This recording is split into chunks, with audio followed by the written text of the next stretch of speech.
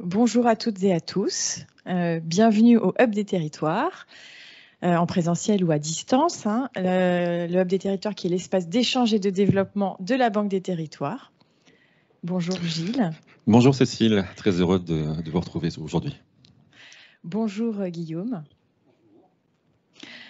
Inspirer, concrétiser et rassembler, telle est notre mission pour contribuer à la transformation des territoires. Et on se retrouve au Hub au travers d'événements, de regards croisés, de pitch de start-up, de rencontres et d'ateliers pour contribuer à cette transformation des territoires. Alors nous nous retrouvons aujourd'hui pour le premier focus thématique de notre cycle Adaptation au changement climatique. Les villes cherchent leur respiration, confort d'été et lutte contre les îlots de chaleur. Alors vous pouvez retrouver l'événement de lancement qui avait eu lieu le 26 janvier dernier, avec de belles interventions et de beaux témoignages. Vous pouvez le retrouver en replay sur notre site banquedesterritoires.fr. Alors aujourd'hui, les signes tangibles du réchauffement climatique se multiplient. Alerte à la sécheresse en France, température caniculaire en Inde, et ce matin encore, on entendait une enseignante française vivant à Jaipur, en Inde, qui témoignait des températures extrêmes jusqu'à 45 degrés que l'on observait dans la ville depuis des semaines et qui n'a pas vu ces cartes d'Inde teintées d'orange et de rouge, concrétisant cette accélération très rapide du réchauffement climatique. Alors le constat s'accentue avec des villes qui n'arrivent pas à rafraîchir leur atmosphère et qui, même par l'absence de végétation, par les matériaux traditionnellement utilisés, accentue même parfois cette chaleur. Face à ces constats, Gilles, je vais te laisser la parole pour animer cette table ronde, ainsi qu'à nos témoins, collectivités et experts. Et nous attendons vos éclairages pour nous aider à mieux comprendre et agir surtout face à ce phénomène. Merci Cécile. Effectivement, nous allons consacrer à peu près 1h15 à cette table ronde qui, comme tu l'as dit, un focus par rapport à la dernière fois, au mois de janvier. Pour faire cette table ronde, nous avons de nombreux invités. Donc, en premier lieu, et ça sera la première intervenante, Sophie Métralin, que je présenterai plus précisément tout à l'heure, pour la Samoa, qui est donc une société locale, établissement public local à Nantes. Christophe Romero, qui est directeur adjoint de la ville durable à Échirolles. Donc on aura aussi une expérience de retour sur un exemple concret dans une ville dans la métropole de Grenoble. À mes côtés, Guillaume Meunier, donc pour Elliott by Aegis, grande société d'ingénierie qui travaille en particulier sur cette question des îlots de chaleur. Et puis nous terminons la table ronde avec donc une double intervention. Lisa Sulio pour Cercal Qualitel certification et Hélène Bissaga pour l'établissement public d'aménagement d'Alzette-Belleval, puisqu'il y a eu un travail en commun sur ce territoire. Pour introduire peut-être la table ronde, tu disais à l'instant, effectivement, tu donnais l'exemple de l'Inde. On peut aussi parler de la France. En ce moment, les températures aujourd'hui sont prévues pour être entre 3 et 8 degrés plus élevées que la moyenne saisonnière. Donc on voit bien qu'on l'a pas fait exprès, mais cette table ronde se déroule au moment où on est plutôt dans une vague de chaleur qui commence, une vague printanière encore, mais qui commence et qui se développe. Donc on voit que la question de la chaleur en ville, notamment, est un sujet qui devient de plus en plus prégnant. Et peut-être pour introduire le sujet, j'ai préparé quelques slides qui vont être très courts, mais qui, me semble-t-il, sont importants à rappeler. Alors, la première chose, c'est peut-être se dire qu'on a parfois des pertes de mémoire et que quand les choses vont mieux, ça se rafraîchit, on oublie. Là, c'est juste un petit rappel de ce qui s'est passé depuis 2003, la fameuse canicule de 2003 qui avait fait 15 000 morts. Il faut quand même le rappeler. Grosso modo, vous voyez, il y a eu quasiment... alors j'ai rajouté dans mon calcul ce qui s'est passé après aussi, après 2017.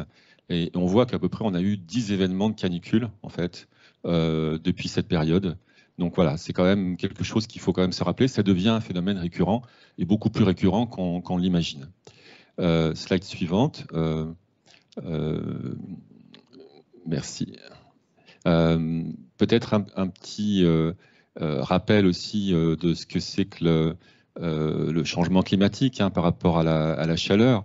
Donc effectivement, le grand sujet, c'est qu'on a des événements de chaleur qui sont plus nombreux, plus fréquents et surtout plus longs et plus intenses en termes de température. Donc c'est quand même ça qui est le corollaire, on va dire, du changement climatique sur ce thème-là. Et puis, si maintenant on va un petit peu plus loin dans l'analyse, sur la slide suivante, comme je disais à l'instant, on a cette fréquence qui est très importante.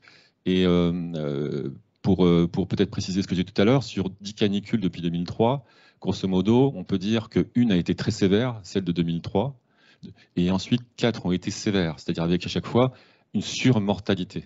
C'est quand même l'élément essentiel de ces vagues de chaleur, c'est que l'impact, il est sur le confort, bien entendu, mais il est aussi sur la santé, et notamment sur la mortalité. C'est quand même un élément qu'il faut avoir bien en tête. Et on voit que selon les territoires, alors tous les territoires d'abord sont concernés, c'est quand même un élément très important d'avoir en tête. On a eu une canicule très forte en 2019 dans le sud de la France. En 2020, c'était dans le nord. Donc plus personne n'échappe, je dirais, à ce phénomène en France. Et puis, on voit aussi que dans le sud-est, on a particulièrement un risque qui devient un risque d'aridification qui conduit effectivement à avoir un impact encore plus fort. Alors, au-delà des problèmes d'essai, il y a aussi les problèmes de santé plus largement, j'évoquais ça tout à l'heure. Et évidemment, en ville, en milieu urbain, on a ce phénomène d'îlots de chaleur. On va peut-être passer à la slide suivante. C'est une illustration de ce qui se passe, alors avec une petite carte à droite qui montre là où ça se passe, évidemment dans les zones urbaines ou urbanisées. Et puis effectivement, cette différence de température qu'on constate pendant la saison chaude, de plus en plus entre les zones rurales, ou en tout cas végétalisées, et les zones urbaines, où on a des effets de différence de température qui peuvent être assez élevés. Je pense qu'on pourra l'illustrer avec les exemples juste après. Voilà, donc réduire la chaleur en ville, effectivement, c'est quelque chose qui est absolument fondamental. Et on voit qu'il y a grosso modo 2 dimensions pour y parvenir. La première, c'est d'intervenir sur les bâtiments, notamment à travers ce qu'on appelle le confort d'été, c'est-à-dire en fait la façon dont on peut, sans climatiser de manière classique, rafraîchir les bâtiments et les rendre plus vivables pendant la saison chaude. Et puis la question des îlots de chaleur urbains, j'évoquais à l'instant, qui est un effet de concentration de chaleur sur des zones minéralisées en particulier, et qui nécessite d'être également traités. Donc c'est ces 2 sujets qu'on va évoquer aujourd'hui dans la table ronde, et en soulignant effectivement l'urgence qu'on sent bien aujourd'hui d'intervenir sur ces questions, mais c'est des questions qui ne se résolvent pas, je dirais, du jour au lendemain, donc qui nécessitent d'être anticipées. Voilà, grosso modo, pour poser un peu le décor, Cécile. Et donc, ce que je propose, c'est qu'on rentre maintenant dans le vif du sujet avec vous, Sophie. Donc, je disais tout à l'heure, vous êtes responsable de l'accompagnement des startups d'expérimentation de la Samoa au sein de son pôle économique. Sophie, déjà, est-ce que vous pouvez nous expliquer ce que c'est que la Samoa et dans quelle mesure la Samoa a été amenée à s'intéresser à la question des îlots de chaleur? Oui, bonjour à tous. Je veux bien la première slide du coup. Effectivement, la Samoa a un rôle relativement et un positionnement relativement singulier sur le territoire. La Samoa, c'est une société publique locale, hein, vous l'avez dit. Mais c'est l'association de 2 compétences. D'un côté, une mission d'aménageur et de l'autre, une mission de développeur économique. Donc, sur la partie aménagement, on intervient sur l'île de Nantes, donc sur Nantes Métropole, bien entendu. Il y a 2 aménageurs, en fait, sur Nantes Métropole, Enama d'un côté et la Samoa de l'autre. Côté développement économique, notre mission est d'aider au développement des filières, des industries culturelles et créatives. Et là, on n'est pas sur le même territoire géographique, puisqu'on intervient sur Nantes Métropole, mais également sur la région, puisqu'on a également un mandat régional. Et en fait, ces 2 compétences et ces 2 missions se retrouvent autour de la fabrique urbaine et créative qui s'explique ou qui s'illustre par le manifeste que vous voyez là, donc qui repose autour de 4 piliers. L'île des mobilités complices, l'île du bien-être, l'île résiliente et l'île des biens communs. Je ne vais pas rentrer dans le détail de ces 4 piliers, mais effectivement, c'est autour de ces 4 piliers que l'on a déployé un certain nombre d'expérimentations en lien entre le pôle urbain, donc aménageur, et le pôle économique dont je fais partie sur la partie expérimentation. Sophie, alors, du coup, peut-être une Ouais. petite question pour enchaîner.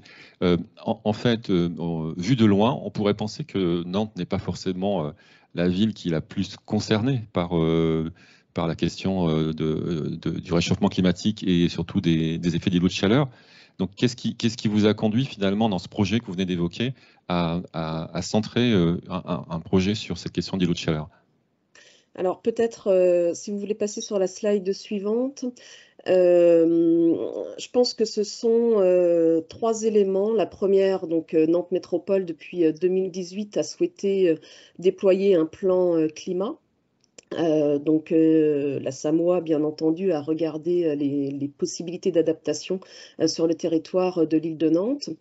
On a également constaté depuis 2019 et 2020 un certain nombre de remontées, de plaintes de la part d'habitants qui venaient de s'installer dans des bâtiments neufs et qui se plaignaient d'une chaleur trop importante sur l'été. Donc sur des bâtiments neufs, ça nous a quand même vraiment interpellés. Et puis enfin, la cartographie que vous pouvez voir là qui a été, c'est l'agence d'urbanisme, hein, Laurent, qui a diffusé cette cartographie fin 2020, début 2021. Et là, en fait, c'est une cartographie qui représente la température de surface. Et là, on a zoomé sur l'île de Nantes pour vous la montrer. Et quand on voit effectivement toutes les zones rouges, ça a beaucoup fait parler. Et quand on a creusé un petit peu, on s'est rendu compte que là, il s'agissait uniquement de rayonnement solaire, donc de température de surface, et qu'une partie de ces zones c'était par exemple des toitures qui allaient refléter le rayonnement solaire. Mais néanmoins, la partie qui est vraiment en rouge, là, plutôt sur le quart sud-ouest de l'île, c'est un projet d'aménagement d'ampleur, puisque sur ce quartier-là, dans les 20 ans qui viennent, c'est à peu près 1 million de mètres carrés qui vont sortir de terre, dont un quart pour le futur CHU, et là c'est piloté par une équipe autre que la Samoa, mais 1 million de mètres carrés et environ 12 000 nouveaux habitants. Donc, on s'est dit qu'il fallait vraiment prendre le sujet à bras-le-corps et, et essayer de s'informer sur la façon dont on pouvait faire avancer ou en tout cas avoir un petit peu plus d'éléments pour lutter contre les îlots de chaleur sur l'île de Nantes. Ce qu'on voit sur la carte, c'est que l'écart peut atteindre jusqu'à plus de 7 degrés, c'est ça? Ouais, tout à fait, c'est ça. Mais on est vraiment sur du rayonnement et nous, ce qui nous intéressait, en fait, c'est de pouvoir travailler vraiment sur la température ressentie ou le confort ressenti par les citoyens. Donc, on a un passé depuis 4-5 ans, on fait beaucoup d'expérimentations sur l'espace public. On a été notamment aidé en cela par la Banque des territoires. Et du coup, le pôle économique et le pôle urbain ont voulu travailler ensemble là, sur une nouvelle expérimentation autour de ces îlots de chaleur. Et on a souhaité travailler d'une part autour d'un jumeau numérique pour pouvoir modéliser et simuler ces îlots de chaleur et également sur une expérimentation en lançant une expérimentation autour d'un îlot de fraîcheur. Peut-être, oui. On passe au slide suivant, c'est ça? Oui, c'est ça, oui. Voilà, donc on a souhaité travailler avec une start-up nantaise qui est issue d'un laboratoire de l'école d'architecture et de l'école centrale. Cette entreprise qui s'appelle Soleneos a le mérite d'avoir développé un modèle de simulation des îlots de fraîcheur qui est intéressant parce qu'il vient coupler trois modèles de simulation. Donc, le premier, c'est tout ce qui est l'aérolique urbaine, la circulation du vent en ville. Le deuxième, c'est tout ce qui est radiation et réflexion, donc du rayonnement solaire. Et puis, le troisième, c'est tout ce qui est transfert thermique et notamment en prenant en compte la végétation et tout ce qui est l'évapotranspiration. Donc, on a souhaité travailler sur 2 quartiers de 10 hectares. Le premier quartier en orange clair, qui est un quartier existant, et le second quartier en rouge-orange, qui est un quartier en devenir. Donc ce sont 2 quartiers de 10 hectares sur lesquels on a souhaité travailler avec Soleneos. L'objectif final étant bien d'avoir une cartographie représentant l'UTCI, donc l'indice de confort thermique ressenti par les citoyens. Voilà, donc si on peut passer à la slide suivante, peut-être. On est parti, vous l'avez dit tout à l'heure, hein, la plus importante phase de chaleur dans les années passées, ça reste 2003.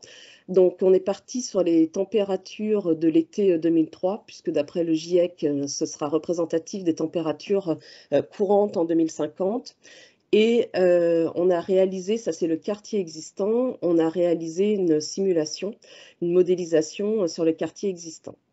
Donc ce que vous pouvez voir là, en fait, c'est ce fameux indice de chaleur ressentie, hein, l'UTCI, sur le quartier. Alors premier constat... Sophie, peut-être une précision, la chaleur ressentie par rapport à la chaleur constatée, c'est quoi la différence de concept en fait entre les deux? Et pourquoi avoir retenu cette notion? Vous voulez dire, par exemple, par rapport à la cartographie de Laurent? Oui. Oui. En fait, la cartographie de Laurent, si vous voulez, c'est une remontée vraiment des chaleurs de surface. Donc, par exemple, dès que vous avez des entrepôts, des centres commerciaux, des choses comme ça, c'est la chaleur de la toiture qui va être prise en compte. Et ce n'est pas la chaleur de la toiture qui va être ressentie par le citoyen qui va marcher dans la rue. D'accord. Donc, ce qu'on voulait vraiment avoir, c'était une représentation de cet indice qui est maintenant un indice reconnu, hein, l'UTCI, pardon, est quelque chose de reconnu. Et c'est vraiment ça qui nous semblait le plus pertinent pour travailler sur les îlots de chaleur en ville. Ouais. Donc ça nous a quand même permis de voir des différences extrêmement importantes sur un même axe. On peut avoir des différences de température de 6-8 degrés, ce qui est quand même énorme. Et on a souhaité pouvoir travailler sur un point chaud, celui qui est entouré en jaune, hein. Donc là, on est sur une petite placette juste à l'entrée ou à la sortie d'une crèche. Et c'est une toute petite placette très minérale, évidemment, et sur laquelle, en dessous, on a des réseaux. Donc, sur lesquels on est dans la possibilité de pouvoir planter des arbres. Donc, sur cette placette, on a souhaité lancer un appel à projet, effectivement, pour pouvoir avoir des propositions d'îlots de fraîcheur. On a eu 8 propositions, hein, sur cet appel à projet et on a retenu, pour différentes raisons sur lesquelles je pourrais revenir éventuellement, mais ce projet d'Urban Canopé, qui est une corolle végétale avec un petit banc autour. Donc, ça a été implanté en juillet 2021, ça va bientôt faire 1 an. Donc effectivement, là, il faut que la végétation puisse pousser. Donc c'est le cas, là, c'est en train de bien pousser. Et on va pouvoir démarrer l'expérimentation avec les citoyens et l'évaluation avec les citoyens durant l'été, là, 2022. Oui, peut-être Sophie, un petit mot justement sur le choix de Urban Canopé. Urban Canopé, on les connaît puisqu'ils ont participé au premier webinaire dont on parlait tout à l'heure au mois de janvier. Ils ont eu l'occasion de présenter leurs solutions, mais effectivement, ce n'est pas la seule solution. Donc, qu'est-ce qui vous a conduit à vous orienter vers eux? On avait globalement sur les 8 répondants, on avait 3 grandes typologies d'îlots de fraîcheur. Des îlots de fraîcheur en lien avec la végétalisation, c'est le cas de Urban Canopé. Des îlots de fraîcheur plutôt avec de la vaporisation de gouttelettes d'eau. Et on ne souhaitait pas rentrer dans ce type de technologie pour 2 raisons. D'une part, on était en période de Covid et c'était peut-être pas l'idéal. Et d'autre part, on ne pouvait pas non plus, sur cette placette-là, on ne pouvait pas amener une alimentation en eau.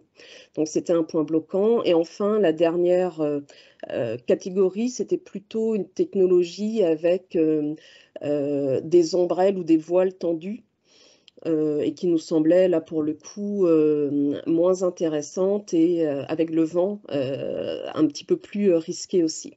Donc on s'est orienté sur Urban Canopé parce que ça correspondait vraiment aux contraintes du site notamment. Et puis en termes de coût, on était sur un appel à projet doté de 25 000 €. Donc Urban Canopé rentrait également dans ces dispositifs. On peut peut-être rappeler le coût, hein, tout simplement, d'une solution urbaine canopée. Là, nous, Corolle ouais, comme ça, ça coûte combien? nous, on était là sur un appel à projet de 25 000 euros D'accord. Pour une ou plusieurs corolles? pour une corolle. Pour une D'accord. corolle, oui. Voilà, donc l'expérimentation sur cet îlot de fraîcheur est toujours en cours, hein. On expérimente et on évalue systématiquement avec les citoyens. Ça fait vraiment partie de notre ADN. Donc c'est ce qui va se passer là dans le courant de l'été. Et on va également mettre des capteurs implémentés pour, d'une part, avoir avec les citoyens le ressenti. Est-ce qu'ils voient une différence de température ressentie? Et avec la mesure, pouvoir objectiver un petit peu cette mesure. Donc, à suivre pour les résultats d'évaluation. Et peut-être pour poursuivre, sur le quartier en devenir, donc là, on a fait une modélisation sur ce quartier-là. Quartier République, hein, donc d'une dizaine d'hectares. Ce que vous voyez là, en fait, c'est la représentation toujours de ce même indice UTCI à différentes heures de la journée. Donc, si on regarde sur les heures les plus critiques, hein, midi 14 heures, globalement, on voit qu'on est plutôt sur un stress thermique modéré. On a tout de même quelques zones qui sont sur un stress thermique élevé et ce sont les zones sur lesquelles on va bien entendu travailler. Alors, peut-être quand même pour nos collègues du pôle urbain, ce type de cartographie leur a vraiment permis de prendre en considération l'importance, bien entendu, de la végétalisation, des arbres notamment, mais l'importance surtout de mettre les arbres au bon endroit. C'est-à-dire qu'il y a certaines zones où la modélisation a pu nous montrer qu'il y avait peut-être un peu trop d'arbres de prévu, notamment des arbres qui étaient plutôt à l'ombre, et que ça risquait d'entraîner sur des périodes de sécheresse un manque d'évapotranspiration et donc un transfert thermique la nuit qui se fait moins bien parce qu'il y a trop d'arbres. J'espère que je suis claire, que je ne rentre pas trop dans les détails. Mais enfin, pour nos collègues du pôle urbain, ça leur a vraiment permis de se rendre compte de cette importance des bons arbres aux bons endroits. Oui. Donc là, ce qu'on peut voir, c'est que globalement, on a deux zones. La carte est peut-être un peu petite, hein, mais une zone plutôt en haut de la carte et une en bas de la carte sur lequel on souhaite travailler. Donc en haut de la carte, il se trouve que c'est une école primaire. Donc là, il y a un travail qui a été engagé avec la maîtrise d'œuvre, hein, de l'école pour travailler vraiment sur la cour d'école et sur la végétalisation de la cour d'école, puisque là, on a constaté des points qui pouvaient être un peu chauds. Et sur l'autre bloc concerné, c'est l'université de santé qui va venir s'installer là. Et là, il s'agit plutôt d'ouvrir un petit peu ces corps de bâtiments pour pouvoir permettre au vent de jouer son rôle et de disperser la chaleur. Donc, ce travail est en cours maintenant entre le pôle urbain de la Samoa et puis les deux maîtrises d'œuvre sur ces opérations plutôt d'ampleur. Ça nous a permis, juste un dernier point, de constater aussi, on a un parc qui est juste en bordure du quartier qui est simulé ici. Et on a constaté qu'effectivement, l'impact du parc sur le refroidissement ou l'aspect fraîcheur est très limité. Dès qu'on sort du parc, très vite, l'effet de ce parc s'atténue vraiment très rapidement. Donc ça milite pour avoir des solutions qui sont très très bien réparties sur les zones d'îlots de chaleur pour avoir un véritable impact. Peut-être une dernière question, Sophie. Vous parliez du suivi des résultats. Vous vous donnez combien de temps pour tirer les enseignements de cette expérience? Et puis derrière, si elle est concluante, quel est l'objectif? Alors peut-être deux choses différentes. Il y a d'une part l'îlot de fraîcheur et d'autre part la modélisation, hein, le jumeau numérique îlot de chaleur. Sur l'îlot de fraîcheur, on pensait être sur une expérimentation de 18 mois et je pense qu'on va la poursuivre certainement sur 2 ou 3 ans puisqu'on a eu des retours d'autres villes comme quoi au bout de 2 ou 3 ans, ces îlots de fraîcheur pourraient avoir des difficultés, en tout cas que la végétation finissait par mourir. Donc on va avoir du coup une première évaluation cet été et je pense qu'on va maintenir l'expérimentation encore pendant 2 ou 3 ans. Concernant l'aspect simulation, c'est vraiment un outil d'aide à la décision extrêmement intéressant là, pour nos collègues du pôle urbain. Donc, on est en train de regarder aujourd'hui. L'outil qu'on a utilisé est extrêmement performant, mais c'est quand même encore un outil en développement. Donc, Soleneos est en mesure de l'utiliser, de l'exploiter. Ça demande quand même à chaque fois plusieurs journées, plusieurs jours de calcul. C'est un outil qu'on n'est absolument pas en mesure de maîtriser à la Samoa. Donc, on est en train de regarder comment on peut quand même s'en servir en outil d'aide à la décision pour tous les futurs quartiers là, qui vont sortir de terre. Parce que c'est quand même extrêmement intéressant de pouvoir se préoccuper de ces sujets-là en amont. Et là, on voit bien avec la cour d'école et la faculté de santé l'impact que l'on peut avoir maintenant. Ça aurait été extrêmement compliqué de le faire une fois que ces bâtiments sont sortis de terre. Ok, merci beaucoup Sophie, c'est très très clair. Peut-être, est-ce qu'il y a des questions sur le chat, Victor? Est-ce qu'on a déjà des questions qui nous parviennent? Alors oui, il y a une question de Jean-Baptiste.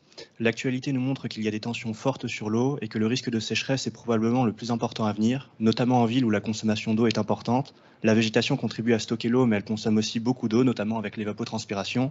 D'où la question de Jean-Baptiste, comment concilier sécheresse et végétalisation? Oui, eh bien, effectivement, c'est une partie de l'apport de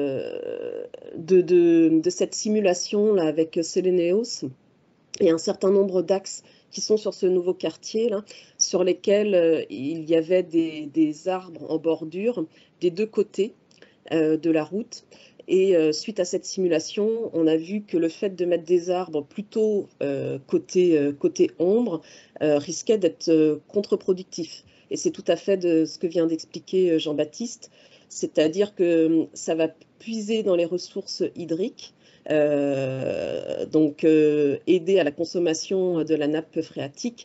Et en plus, la nuit, effectivement, le transfert thermique, donc la chaleur qui s'échappe vers le ciel est ralentie par la présence de ces arbres. Donc du coup, ça nous a permis d'optimiser le positionnement des arbres sur les parties les plus ensoleillées, quoi. Ok, non mais c'est très clair, merci Sophie. Effectivement, on voit que c'est pas si simple que ça.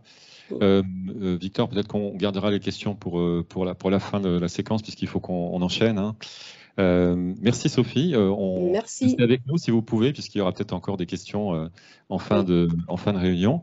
Je vous propose qu'on donne la parole maintenant à Christophe Romero. Bonjour Christophe, vous nous entendez? Oui. Bienvenue. Donc, j'ai dit tout à l'heure, vous êtes directeur adjoint à la ville durable à Échirolles. Moi, j'avais eu l'occasion d'assister à votre présentation récemment à un événement organisé par l'ADEME, le Grand Défi. Et vous avez effectivement une expérience de traitement d'un îlot de chaleur à Échirolles, dans la métropole de Grenoble. Ce que je vous propose, c'est de faire une sorte de petit benchmark par rapport à ce que vient de nous expliquer Sophie, de comparer un peu votre expérience avec celle de Nantes, pour qu'on puisse effectivement avoir une vision encore plus large du sujet, la façon de l'aborder, la façon de le traiter. Donc Christophe, je vous laisse la parole peut-être pour nous dire d'abord en quelques mots, pour ceux qui ne connaissent pas Échirolles, où se trouve Échirolles et pourquoi ce sujet de l'îlot de chaleur à Échirolles.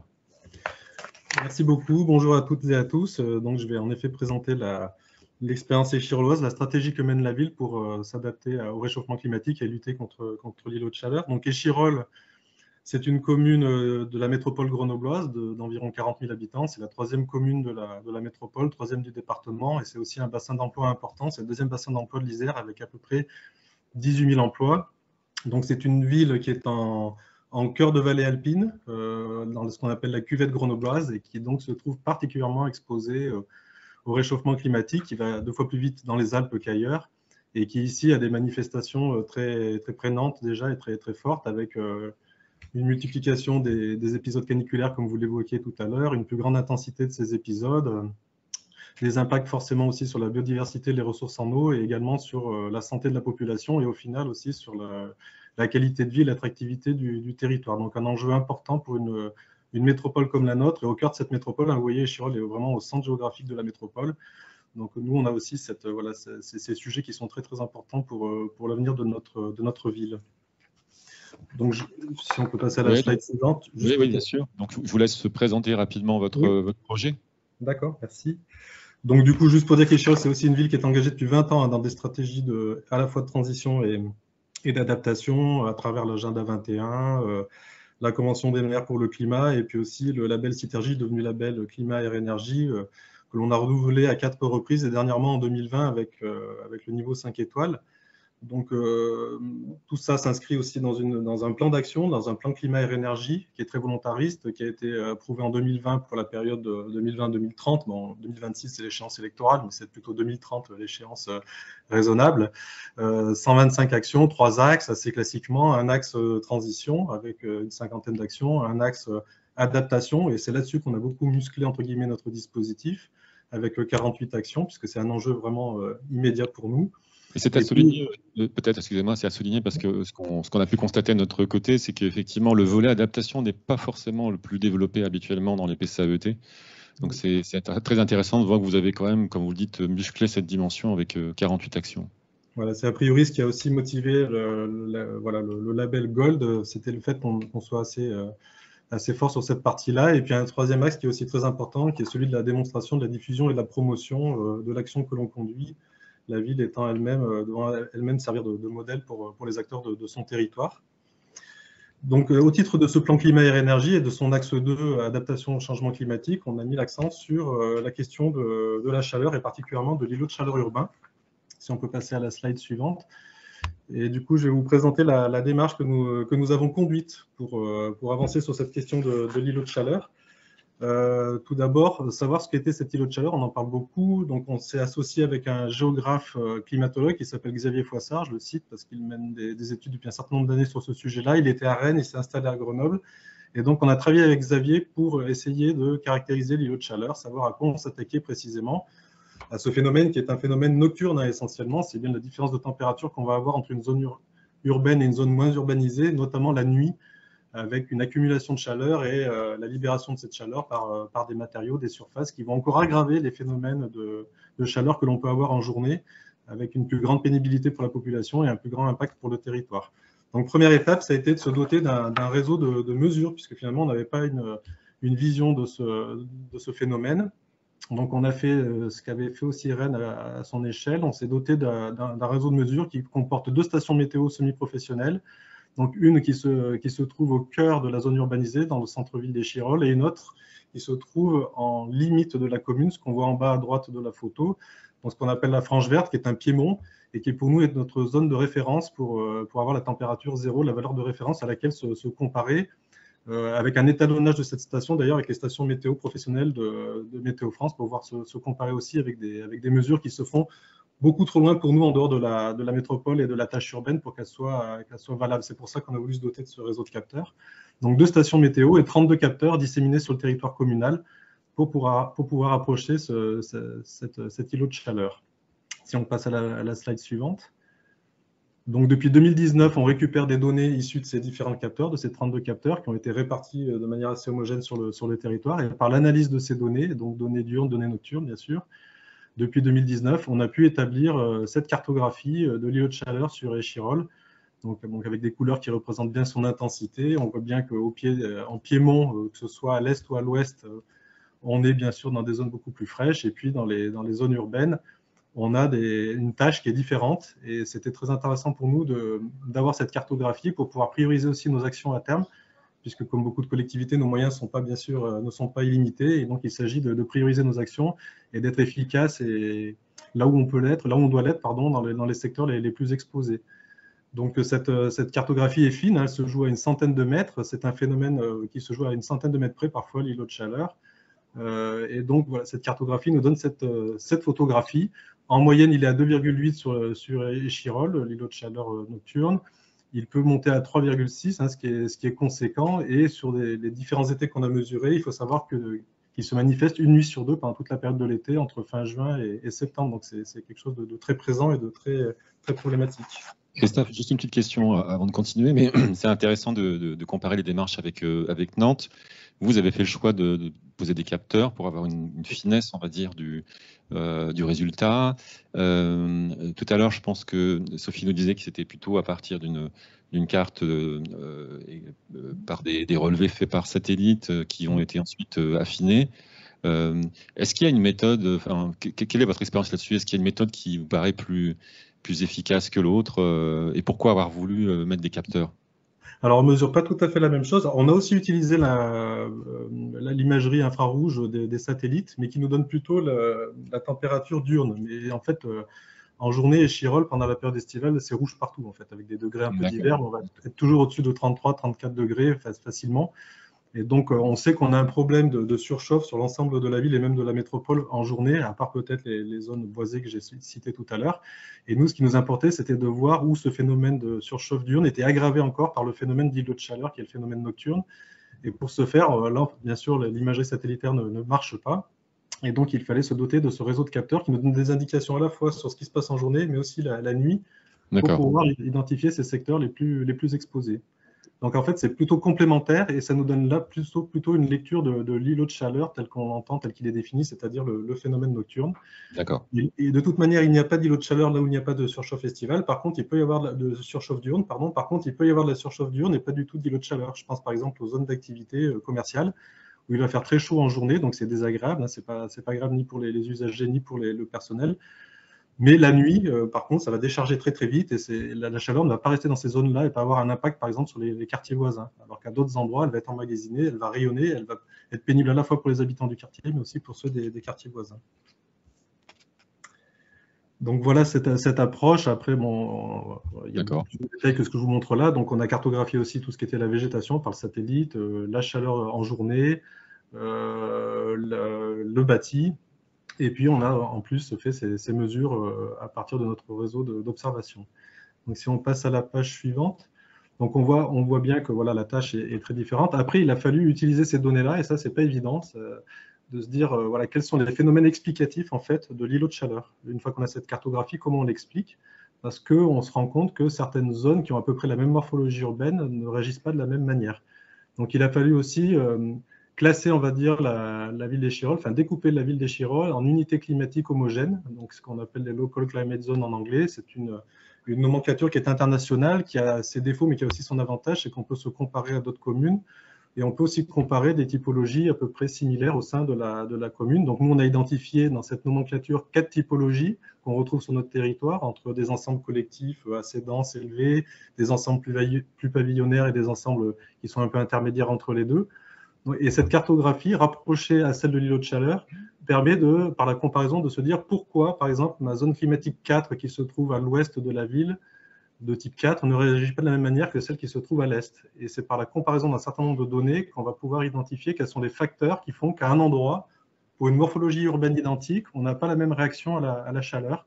Et pour pouvoir cibler ensuite, par cette comparaison, les leviers sur lesquels on peut agir, qui sont soit l'effet canyon, mais ça sur une ville constituée c'est compliqué, à moins de tout démolir, et ça va être ensuite la végétation, strate haute, strate basse, et également les surfaces imperméables, et donc par cette comparaison identifier quels sont les facteurs explicatifs. Ce sont les principaux facteurs explicatifs, là, c'est l'imperméabilisation, la végétalisation, l'effet canyon, c'est ça les principaux de l'explication? Ouais. Les principaux sont, alors après il y a les activités anthropiques, etc., mais, enfin toute l'activité anthropique, mais en tout cas d'un point de vue physique sur le territoire, ça va être l'effet canyon, donc, en anglais Skyview Factor, et ensuite tout ce qui est voilà, imperméabilisation et végétation, strate haute, strate basse, et puis après il y a la qualité des matériaux, mais déjà dans la morphologie urbaine, c'est ça les éléments les plus explicatifs. Donc si on poursuit, donc, par ce travail de comparaison, on a pu identifier par exemple, c'est l'exemple que je vais prendre ensuite pour montrer comment on est intervenu. Donc on a zoomé sur un secteur qui est particulièrement chaud, qui se situe à l'ouest de la commune, qui s'appelle le quartier de la Ponatière. Et on voit bien qu'ici, on a une tache rouge très intense. Et on l'a comparé, donc lui, il est dans la classification zone climatique 4, et on l'a comparé à d'autres pour regarder quelle était son intensité et surtout quels étaient les facteurs potentiels explicatifs. Donc vous avez sur le petit tableau qu'on voit en dessous, qu'on aperçoit, on a ce quartier de la Ponatière et on a tous les quartiers qui rentrent dans la même rubrique que lui. Et on a comparé le quartier de la Ponatière par rapport à ses homologues, entre guillemets, à travers les critères que j'ai indiqués, le Skyview Factor, la strate haute, la strate basse de végétaux et l'imperméabilisation pour regarder quels étaient les phénomènes sur lesquels il fallait agir. Donc là, on a remarqué que lui, il avait un défaut, c'était surtout la végétalisation et la strate haute particulièrement qui faisaient défaut, mais la végétalisation de manière générale et l'imperméabilisation des sols, il est plus imperméabilisé avec moins de végétaux que les quartiers qui ont une morphologie identique à lui, ce qui explique qu'il réagit de cette manière à l'îlot de chaleur. Et en fait, on le compare à une moyenne de cette morphologie.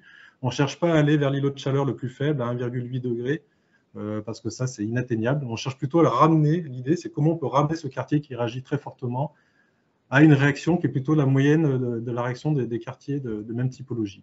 Donc, le ramener vers 1,8 degré, ce qui est beaucoup plus acceptable pour la population que ce qu'il subit aujourd'hui, qui est plutôt plus 2,8 degrés. Et donc, comment on arrive à identifier des besoins? On essaie de quantifier en fait ce qu'on doit faire dans ce quartier-là pour agir. Et alors, du coup, les solutions que vous avez appliquées sur ce quartier? Alors, du coup, on a identifié, si on va à la slide suivante, on a identifié au sein de ce quartier un îlot particulièrement important. C'est une cour d'école que l'on voit en haut à droite avec ses abords, donc un terrain de sport, les abords d'un gymnase qui représente à peu près 1 hectare, qui est au cœur de cette tache rouge et qui est un des phénomènes explicatifs de cette tache rouge. Et c'était aussi une opportunité pour nous d'avoir un secteur assez important sur lequel agir pour mesurer les effets de l'intervention que l'on a conduite, les mesurer dans la durée. Donc c'est un îlot qui est particulièrement exposé, celui-ci, qui génère l'îlot de chaleur dans le secteur parce qu'il est introverti, on a très peu de circulation de vent. Il est entouré d'immeubles hauts, de longues barres, et il est minéral à plus de 90%. Très peu végétalisé, 27 arbres sur 1 hectare. Donc lui, voilà, cet îlot-là pose problème à l'échelle du quartier de la Ponatière et nous offre en même temps une opportunité, d'agir, puisque là on est propriétaire des terrains, d'agir de manière significative et de voir les effets de cette action sur le phénomène. Si on passe à la page suivante. Donc on a fait tout un projet de transformation de cet îlot qui consiste essentiellement à l'ouvrir déjà d'un point de vue urbain, le rendre accessible, parce que l'idée c'est d'avoir aussi des refuges en proximité pour ces secteurs exposés, dans une logique de proximité, à moins d'1 kilomètre, avoir un refuge. Le désimperméabiliser massivement, donc on l'a dit tout à l'heure, il y avait à peu près 200-300 mètres carrés d'espace vert, d'espace perméable, pardon. Donc là on est passé à plus de 75% d'espace perméable, on garde quand même aussi des surfaces minérales pour les accès. C'est massif, hein. C'est massif comme désimperméabilisation. Alors, oui, on a désimperméabilisé un peu plus de 6000 m² sur les 8340 de l'îlot, donc tout décrouté pendant la période des vacances scolaires. Et ensuite, mis en œuvre des solutions d'adaptation fondées sur la nature. Donc, on voulait aussi, nous, agir en utilisant des procédés, entre guillemets, naturels, recréer une espèce d'écosystème à l'échelle de ce petit îlot qui permettent d'installer dans la durée un phénomène vertueux d'évapotranspiration, mais aussi d'accueil de la biodiversité, de refuge pour la biodiversité, retrouver des espaces qui soient favorables aussi au développement d'espèces d'oiseaux et d'animaux aussi, rongeurs ou autres. Donc, on a complètement déconnecté aussi les bâtiments qui entourent cet îlot. Donc, l'école en tant que telle, le gymnase, toutes les toitures, les préaux, déconnectés des réseaux pour récupérer, capter les eaux pluviales et les réinjecter dans le sol pour que ça bénéficie à la végétation et au phénomène d'évapotranspiration et aussi dans une dynamique, on a dit, de raréfaction de la ressource en eau, donc autant capter les ressources naturelles. Donc on a mis en place aussi des complexes, terre-pierre et autres, avec d'autres dispositifs aussi ou des copeaux sur certaines épaisseurs pour piéger là où on souhaitait la piéger, l'eau, et pour qu'elle puisse bénéficier aux végétaux et au phénomène d'évapotranspiration. On a massivement végétalisé, donc on l'a dit tout à l'heure, on avait 27 arbres, on les a conservés, sauf 2 qu'on a dû abattre pour le projet qui n'étaient pas très bien positionnés. On en a planté par contre 90, donc des arbres de haute tige, avec l'objectif d'avoir à terme, c'est l'évaluation qu'on a faite avec notre paysagiste, 4600 m² de couvert végétal, soit un peu plus de la moitié de la superficie de l'îlot qui sera couvert par la végétation à terme. On agit aussi sur les strates intermédiaires, donc la strate arbustive, en plantant 900 arbustes, donc à peu près 900 m² de plantation d'arbustes. Et puis aussi au niveau du sol, donc avoir la strate basse avec à peu près 1600 m² de pelouse et de prairies. On a aussi travaillé sur les essences. On a choisi avec les collègues des espaces verts et le paysagiste des essences qui sont d'arbres. On en a une vingtaine du coup pour avoir aussi une diversité et des essences qui sont adaptées déjà aussi au réchauffement climatique. Donc des chênes d'Espagne notamment ou autres qui vont, on le sait, bien résister au réchauffement qui va malheureusement se poursuivre et s'amplifier. Donc voilà, désimperméabilisation, végétalisation, laisser passer l'eau aussi le plus possible, la capter là où on doit la capter pour avoir ce phénomène d'évapotranspiration et une belle canopée à terme sur ce site. Merci Christophe pour cette présentation. Peut-être un petit mot sur les... Excusez-moi, je vous accélère un peu parce qu'on a... Oui, je vais accélérer. Peut-être si on peut revenir aller directement à la question des coûts aussi, question que je posais tout à l'heure à Sophie. Combien ça coûte de faire un projet comme ça? Bon, on est bien sur des bâtis existants, on n'est pas sur un cas d'aménagement nouveau, là où il s'agit de toute façon de faire un investissement. Là, on est vraiment sur quelque chose qu'il faut traiter. Donc, la question que j'ai envie de vous poser, voilà, on a les prix, ça coûte un peu plus d'1 million. 100 000 euros à peu près. Est-ce que c'est des travaux que vous auriez fait normalement, parce que le quartier, de toute façon, était réaménagé, ou est-ce que c'est vraiment une opération spéciale, on va dire, pour essayer de traiter cet îlot de chaleur? Et du coup, est-ce que c'est un surcoût supplémentaire par rapport au budget de la commune? Voilà, quelle est l'approche budgétaire en fait de ce type de questions? Et bon, là, on voit qu'il y a un taux de subvention important. Si vous deviez généraliser, comment est-ce que vous feriez? Alors, c'était un démonstrateur. L'idée, c'était justement d'identifier un secteur qui se prêtait à la mise en œuvre de solutions d'adaptation fondées sur la nature et d'en tirer aussi des enseignements pour ensuite pouvoir généraliser, et j'y viendrai après. Donc, il y a eu aussi un effet d'aubaine, entre guillemets, avec un appel à projet de l'agence de l'eau qui a été lancé, auquel on a postulé, l'agence de l'eau Rhône-Méditerranée-Corse, qui nous a permis d'obtenir une première subvention assez conséquente. Et puis après, on était aussi allé chercher des subventions de l'État à travers la DSIL et le plan de relance. On a aussi essayé de limiter les coûts d'intervention. Ça paraît beaucoup, 1,1 million, mais on traite 1 hectare. Donc là, je parle en plus de TTC coopération avec les honoraires. Si on revient sur des coûts de travaux, on est à peu près à 90 € hors taxe du mètre carré, ce qui est en utilisant quand même des matériaux qui sont aussi des matériaux naturels, de la pierre, du bois beaucoup, etc. Et donc, quand on enlève bien sûr les subventions, quand on retire les subventions, on revient sur des coûts qui sont encore plus favorables. Mais on était déjà au départ sur des coûts qui n'étaient pas non plus excessifs, c'était une volonté de notre part. Et c'est vrai que là, l'échelle fait ce coup aussi, c'est une échelle très très importante. Ensuite, on va intervenir sur des cours qui seront certainement plus petites. Et on va y aller aussi par étapes. Mais l'idée, c'est bien d'étendre et d'intégrer dans une programmation pluriannuelle d'investissement ces coûts pour pouvoir continuer sur d'autres cours d'école notamment, puisque ce sont par excellence des lieux de proximité qui permettent d'offrir des îlots de fraîcheur aux habitants des quartiers. Et c'était aussi le sens du travail que j'ai présenté avant, c'est-à-dire ne pas s'éparpiller, ne pas partir partout sur la ville. On ne peut pas intervenir partout, donc ciblons les quartiers, ce sont essentiellement pour nous les quartiers ouest, ciblons les quartiers dans lesquels on a des problèmes et intervenons et programmons dans ces quartiers-là une intervention au fil de l'eau pendant toute la durée du mandat. Et après, sur une autre partie de la ville qui est très exposée, qui est le quartier en rue, on va dire, de la ville, au nord de la ville, celui-ci fait l'objet d'un projet de renouvellement urbain avec l'Agence nationale de renouvellement urbain. Et c'est dans ce cadre-là qu'on va injecter notre connaissance aussi pour qu'à travers ce projet-là, et dans le cadre des financements de l'ANRU et du projet, que ce ne soit pas un surcoût, qu'on intègre déjà cette dimension. D'accord, Christophe. Merci beaucoup pour... Je voulais juste peut-être terminer, si vous permettez, sur la suite. Peut-être, bon, juste, vous l'avez dit tout à l'heure, on a été lauréat d'un trophée. Bon, ça, mais c'était important. C'est à souligner. Au changement climatique, décerné par l'OFB et puis l'ADEME. Et du coup, partant de cette expérience, maintenant, c'est comment on va plus loin. Donc, c'est la dernière slide. Si on peut aller à la suivante. Donc, nous, on travaille encore sur cette question de la vulnérabilité. Donc, on connaît maintenant la vulnérabilité physique de notre territoire avec cette cartographie. Et maintenant, on travaille sur la vulnérabilité de la population. Donc, on est engagé dans un nouveau projet qui s'appelle Cassandre avec l'Université de Grenoble-Alpes, l'hôpital de Grenoble aussi et la ville de Grenoble qui mène une opération un peu similaire à la nôtre pour voir quels sont les publics les plus fragiles, les plus exposés à l'îlot de chaleur pour ensuite pouvoir aussi cibler notre intervention, la ville. Ensuite, partant de cette connaissance et de cette vulnérabilité, c'est identifier les leviers d'action. Donc, comment on adapte notre territoire. Et là, il y a deux sujets. Il y a la ville constituée, et c'est ça le sujet le plus compliqué finalement. Et c'est là-dessus qu'on a testé du coup sur l'îlot de chaleur Marcel David. Et puis la ville qui va se constituer à travers des opérations. Mais nous, on est sur des territoires qui sont déjà très largement constitués, donc on a moins de marge de manœuvre, mais déjà être vertueux aussi sur les futurs projets.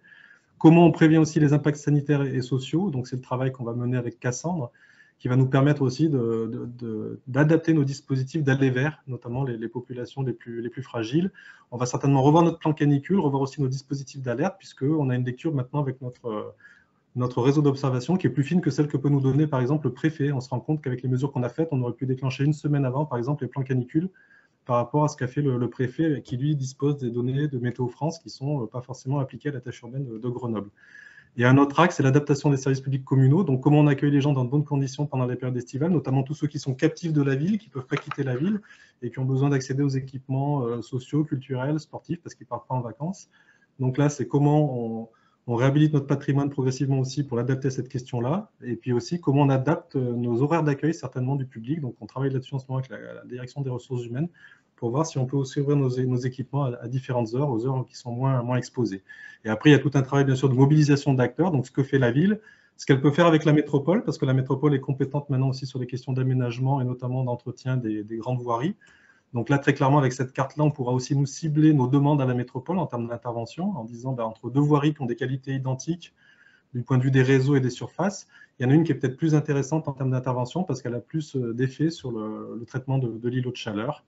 Et puis, on va continuer nos mesures, ça c'est s'inscrire dans la durée. Donc, nos capteurs, on les a acquis et on va les garder dans la durée pour pouvoir continuer d'observer et voir notamment si ce qu'on a fait notamment sur l'école produit des effets. D'accord. Merci beaucoup, Christophe. C'est très complet et on voit effectivement... oui, il y a une question. Oui. Alors, une question de Simon Martinez concernant le début de votre présentation. Comment avez-vous réalisé l'extrapolation entre les données issues de vos stations de mesure et la cartographie des îlots de chaleur urbains que vous avez réalisés? Alors, ça, c'est la méthode de mon chercheur. Je ne peux pas tout livrer là. En tout cas, il a travaillé sur des courbes ISO. Donc c'est par la mesure sur 2 ou 3 mois. On fait des moyennes de température par secteur et après, on les représente avec des courbes ISO. Donc, c'était intéressant de les représenter comme ça aussi. Enfin, c'était pour avoir la lecture la plus fine, infra 100 mètres, on va dire, de cet îlot de chaleur. Là, voilà, c'est une dimension que je maîtrise moins, mais c'est en tout cas, ce qu'on voulait nous, c'était une carte fine qui traduise bien la réalité physique et qui nous permettent, par exemple, aussi de regarder l'influence d'un quartier sur un autre, parce qu'il y a aussi ça, on peut avoir des fois des secteurs qui réagissent plus fortement, non pas en raison de leurs caractéristiques propres, mais plutôt en raison des caractéristiques des quartiers voisins qui eux-mêmes sont soumis aux îlots de chaleur. Merci Donc, c'est un croisement de données satellites, un croisement de données météo, un croisement de relevés de végétation par imagerie satellite, etc. Donc tout ça nous a permis de faire une cartographie, d'identifier les secteurs exposés et après de poser les capteurs et par l'analyse des données des capteurs, température, hygrométrie, etc., de faire notre carto. Et très rapidement, une dernière question sur est-ce que la cour d'école a-t-elle été ouverte aux habitants le week-end et hors temps d'école? Alors il faut savoir que tout l'îlot était fermé, le îlot d'1 hectare était fermé et réservé à l'usage scolaire et au périscolaire, avec un terrain de sport qui notamment était fermé voilà, les 3/4 de l'année. Donc là, il y a tout un travail qui a été fait de réouverture de cet îlot pour le connecter. Alors on a aussi créé des aménagements qui le connectent davantage qu'avant au quartier voisin. La cour en tant que telle reste sanctuarisée à ce jour. Elle est toujours derrière une clôture pour des raisons d'intimité, de sécurité. On peut toujours l'ouvrir, mais ça serait une étape ultérieure. Par contre, on a ouvert tous les abords, c'est-à-dire on a créé une allée, on a pris un peu sur cette cour pour créer une allée qui est rendue au quartier. Et on ouvre aussi le terrain de sport, avec la possibilité pendant des périodes scolaires quand même de le mettre sous clé pour que les enseignants puissent l'utiliser sans être perturbés. En soirée, vacances, week-end, etc. Tout le reste de l'îlot, sauf la cour d'école, sont ouverts, donc c'est-à-dire un peu plus de 4000 m². Très bien, merci beaucoup. Merci Christophe, restez avec nous. On aura sans doute encore des questions en fin de séquence. J'enchaîne tout de suite avec Guillaume Meunier, donc directeur délégué d'Eliott by Aegis. Je parlais tout à l'heure de Aegis et de Eliott. Alors peut-être on a une transition toute faite là, Guillaume, puisque on parlait justement des méthodologies qui peuvent être mises en place pour cartographier, simuler. Alors, peut-être une première question, parce que vous êtes de l'autre côté, en tant que prestataire oui. Des collectivités locales. Quelle est votre approche à vous? Comment est-ce que, quand on vous sollicite ou vous répondez à une consultation sur un sujet comme ça, quelle est l'approche que vous proposez, que vous mettez en place? Eh bien, ça, c'est une des grandes discussions qu'on peut avoir. On a vu un peu, il y a un panel de solutions qui vont du très macro au très micro, qui vont d'études où on peut y passer une vingtaine de jours ingénieur dessus, Moi, j'ai tendance à dire, et j'avais une discussion il n'y a pas très longtemps avec la Solideo, c'est que on peut, en fait, la première étape pour moi, c'est l'expertise. Des gens comme nous, comme Soloneos, il y a comme ça quelques bureaux d'études qui connaissent bien le sujet, et définir en amont les besoins et ce qu'on veut en faire, pour moi, c'est la première étape. Ça sert à rien de se lancer dans 20 jours hommes d'études si, à un moment donné, on peut répondre à 3/4 de la question avec 1 à 2 jours hommes maximum, voire parfois une demi-journée, voire une discussion d'1 heure. On résout déjà pas beaucoup de problèmes. On a l'habitude de traiter ces sujets-là, hein, donc on les voit souvent.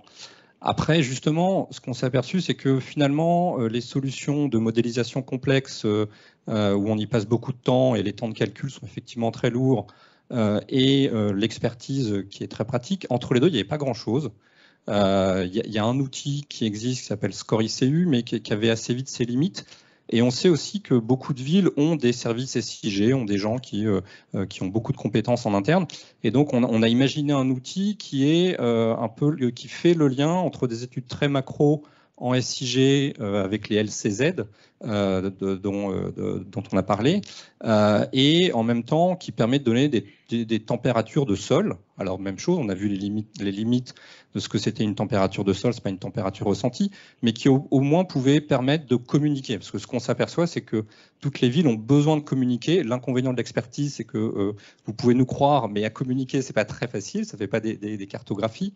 Et presque la première étape à faire, c'est d'arriver à communiquer, d'en parler, de parler de ces sujets-là. Et c'est effectivement, tout le monde a compris l'importance, mais en parler, c'est compliqué. Donc, on a imaginé un outil, alors qu'on a mis en open source, donc c'est-à-dire qui est accessible à tout le monde. D'accord. N'importe quelle personne qui sait servir à peu près d'un SIG et qui connaît globalement les phénomènes thermiques peut modéliser. Donc, on a vraiment mis à la communauté, donné à la communauté un outil qui permet d'intégrer dans SIG des études un peu simplifiées d'îlots de chaleur urbain. Alors, ça ne prend pas en compte tous les paramètres physiques, hein, c'est vraiment simplifié, mais ça permet de donner des ordres de grandeur, des indications, parce qu'après, sur les solutions, elles ont ça permet d'identifier quand même les principaux îlots de chaleur, ou c'est encore une étape amont? C'est-à-dire, est-ce que quand on a utilisé cet outil, on a réussi à identifier où ça se passe, ou est-ce qu'on est encore sur une étape amont de ça? Non, le but, c'est vraiment d'identifier les îlots de chaleur urbains. Ouais. Et comme c'est un outil de modélisation, ça permet aussi d'anticiper le futur et de voir quels sont les effets des aménagements. Donc, il y a une dimension aussi de simulation. Exactement. Ouais. C'est comme ça va très vite, une modélisation, alors en fonction des quartiers, là vous voyez un exemple peut-être de quelque chose d'un peu grand et qui est rentré dans le détail, mais on peut y passer 2 jours à modéliser un quartier, et le temps de calcul est de l'ordre de la demi-heure. Donc on n'est pas du tout sur les 5-6 jours de temps de calcul. Donc ça permet aussi de très vite de faire des essais, etc.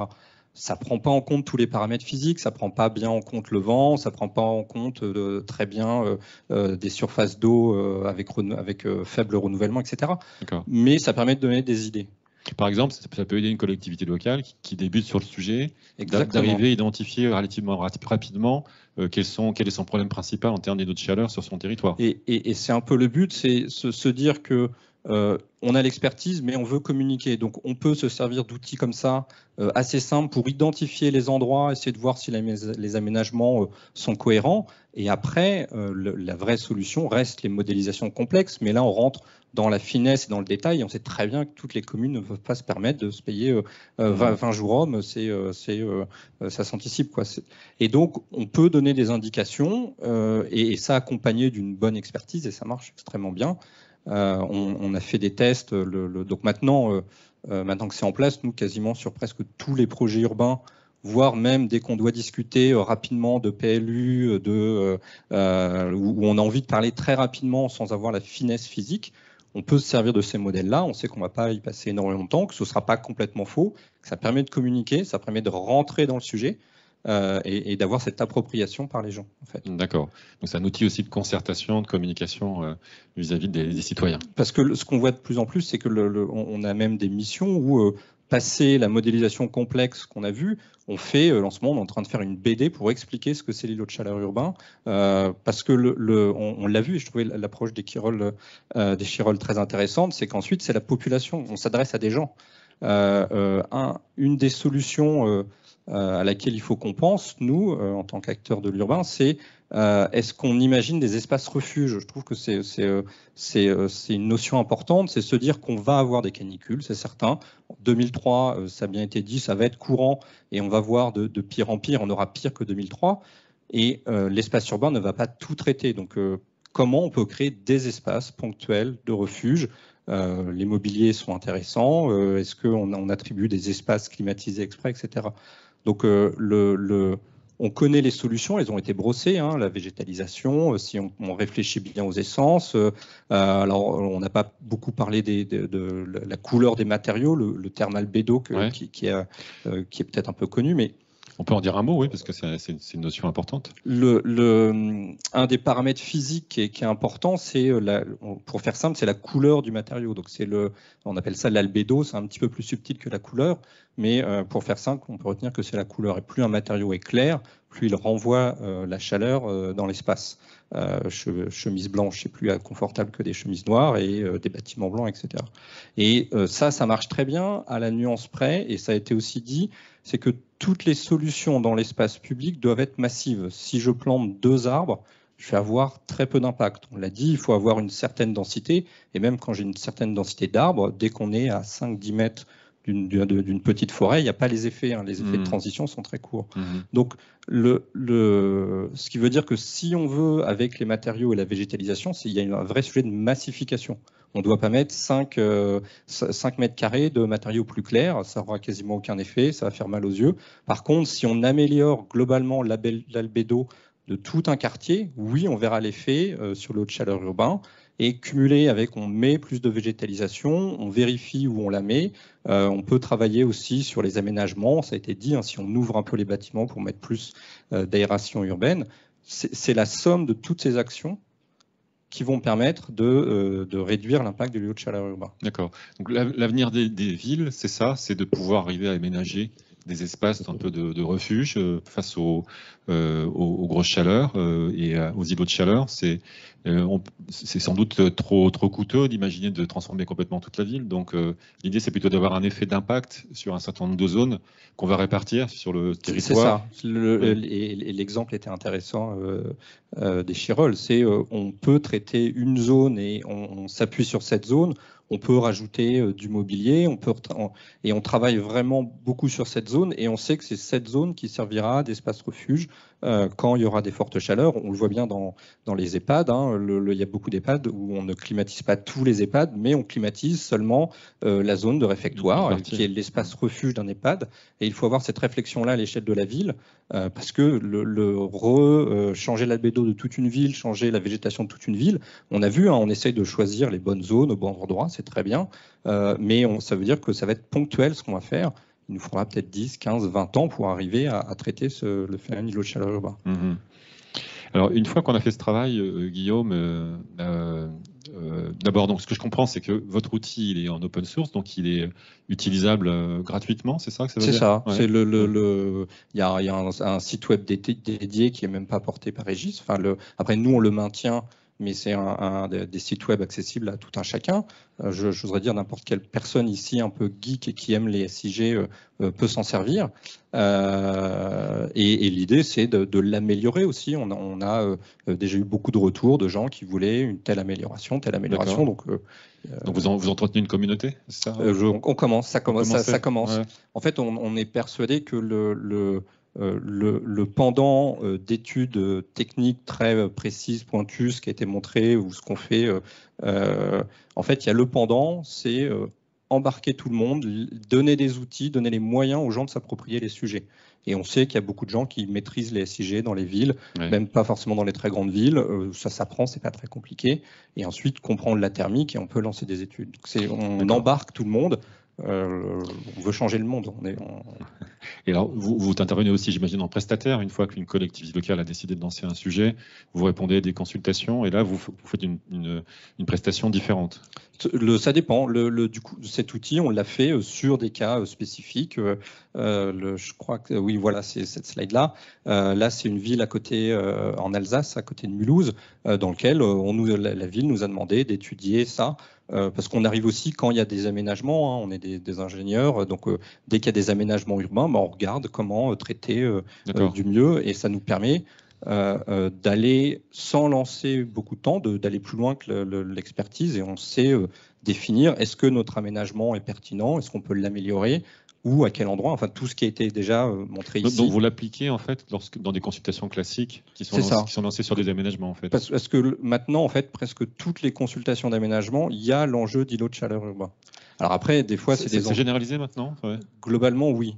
Mais alors après, ça ne veut pas dire que c'est le sujet majeur. Donc c'est là où cet outil nous permet de répondre à ces sujets-là sans complètement basculer dans l'ingénierie sur ce sujet-là. Ouais, si on traite le sujet de manière, alors pas superficielle, parce que c'est vraiment un outil fonctionnel, hein, mais on le traite avec parcimonie, on va dire. Et ça permet aussi, si par exemple sur cette cartographie-là, à un moment donné, de permettre de discuter les zones rouges. Est-ce qu'on a un intérêt à aller plus loin sur ces zones rouges? Est-ce qu'on veut les traiter, on ne veut pas les traiter, ou quels sont les moyens à mettre en place? Et très vite, en fait, ensuite, on peut basculer dans les modélisations plus complexes, parce qu'à partir du moment où on zoome, c'est les détails physiques de l'écoulement d'air, la spécificité de certains aménagements végétalisés. On a parlé de différents types de végétalisation, pas les mêmes types d'impact. C'est à ce moment-là où on peut rentrer dans l'approche fine.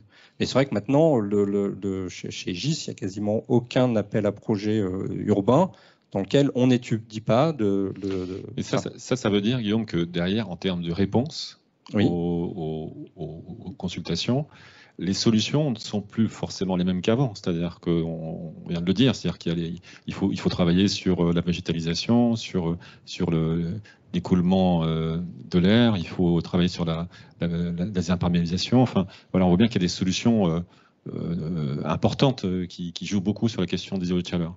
Oui, effectivement, en fait, oui et non, ça change tout. Ça change tout dans l'approche. Les solutions, elles sont connues depuis longtemps. Hein, le végétalisé, c'est pas nouveau. Oui. Les solutions finalement ne sont pas nouvelles. Par contre, intégrer peut-être un léger surcoût dans les travaux, peut-être des entretiens qui vont être un peu plus onéreux, parce que une végétalisation, si elle n'est pas entretenue, elle ne survit pas. Peut-être un peu plus d'ingénierie. Bon, alors là, on va dire que je vends ma chapelle, mais un peu plus, justement, nous, on cherche à faire le un peu plus, mais sans être déraisonnable. Finalement, fait un meilleur projet, parce qu'on a compris que l'espace urbain avait son rôle à jouer, tout autant que la qualité des bâtiments. Et je vois aussi, ça fait une formation interne. Hein, nous, même chose, l'outil, on l'a libéré. Donc, nous, on est vraiment les experts des GIS. On l'a libéré à tous les ingénieurs dont ce n'est pas le cœur de métier de comprendre l'îlot de chaleur urbain. Hein. Un ingénieur qui traite des espaces publics, il connaît, mais il a du mal à le traiter. Et on voit que la diffusion du savoir se fait au sein des GIS. Les gens ont pris le sujet, comme ils arrivent à faire les calculs, ils s'intéressent, ils regardent, ils nous posent plein de questions. Sur la première version, on a eu énormément de retours, peut-être un peu trop, mais et je trouve intéressant, c'est qu'on arrive à motiver toute l'ingénierie pour améliorer finalement ce qu'on fait. Et finalement, les objectifs ont un peu, peut y avoir une petite divergence. C'est sûr que végétaliser dans l'espace public, c'est pas toujours la solution de marchabilité. Quand j'ai dit éclaircir tous les matériaux, je l'ai dit, il va y avoir des problèmes de visibilité. Parfois, on peut trouver des petites incohérences comme ça, mais au moins, ça fait avancer et ça nous fait réfléchir de manière un peu plus pertinente. D'accord. Le temps passe, mais on pourra revenir sur des questions. Merci Guillaume, c'était très clair. On va terminer ce tour de table avec donc Lisa Sulio et Hélène Bisaga. Donc Lisa, donc vous êtes directrice des relations institutionnelles et des collectivités locales chez Cercal Qualité et Certification. Donc là, on va passer plutôt à la question du confort d'été, c'est-à-dire la façon dont on intervient sur les bâtiments, et notamment les logements, hein, puisque ce label est plutôt destiné au logement. Donc, est-ce que vous pouvez nous dire, Lisa, justement, quel est le sens de votre approche, de votre certification, et comment vous travaillez sur ces questions de confort d'été? Oui, bonjour. Absolument. L'idée, c'est de pouvoir vous présenter comment est-ce qu'on traite donc un autre outil, mais à l'échelle du bâtiment de logement, puisque Qualitel, pour présenter brièvement l'association, et travaille depuis l'origine, depuis 1974, à la promotion de la qualité des logements en France. Donc l'outil que je vais vous présenter n'est pas à l'échelle de l'aménagement, mais vient évidemment compléter ce sujet de chaleur en ville, et il ne faut pas oublier effectivement les logements et les occupants qui vivent dans ces logements et qui peuvent effectivement ressortir de fortes chaleurs. Donc le rôle de Qualitel, qui lui a été confié par l'État, c'est bien de pouvoir accompagner, informer pour un habitat meilleur et de bonne qualité. J'ai mis dans le slide, pour terminer cette introduction sur Qualitel, la composition du conseil d'administration, puisque vous le verrez, un certain nombre d'acteurs sont présents au sein de ce conseil d'administration, tout comme les occupants des logements, à travers les associations de consommateurs, ce qui nous permet d'avoir des retours sur ce confort d'été, mais aussi d'autres conforts que l'on traite à l'échelle des logements. Donc Qualitel travaille en lien avec Cercal, donc Cercal Qualitel Certification, qui effectivement est un organisme certificateur sur l'habitat, et qui délivre la certification NF Habitat, NF Habitat HQE. Depuis la création de l'association, on a 3 millions de logements qui sont rentrés en certification en France, donc depuis 1974. Donc un nombre conséquent de logements, aussi bien sociaux que privés, et qui nous permettent d'avoir ce recul et de pouvoir évoluer en fonction effectivement des évolutions climatologiques et sociétales que l'on connaît aujourd'hui sur l'habitat. Alors sur le slide suivant, voilà, ce que je vais pouvoir vous présenter. Alors je suis désolée, il y a des petites animations. Je vous laisse dérouler le. Il faut dérouler là. Voilà, donc je l'ai dit, l'outil que je vous présente aujourd'hui et qui est à disposition évidemment des bailleurs sociaux et des promoteurs qui œuvrent sur la construction, mais aussi la rénovation des logements. Cet outil est également à disposition des collectivités, comme un socle de qualité globale, donc des collectivités et des aménageurs, et donc l'EPA LZ Belval pourra intervenir en complément, en suivi de mes propos. Donc le NF Habitat et NF Habitat HQE, on va le voir dans le slide suivant, est un référentiel sur le confort, alors au sens très large, puisque l'idée c'est bien d'apporter du confort dans l'usage au quotidien, donc évidemment la qualité de vie dans le logement avec l'acoustique, la luminosité, les sujets de sécurité, sûreté, et puis bien sûr les performances énergétiques et environnementales dans les logements. Et si vous cliquez juste après, évidemment, le confort d'été, que l'on appelle confort hygrothermique, est traité à l'échelle de notre référentiel. Donc, vous voyez ici dans la slide l'architecture du référentiel qui est à disposition avec une architecture qui se base sur le cadre de référence du bâtiment durable HQE. Voilà, on a les critères de qualité de vie, respect de l'environnement et performance économique.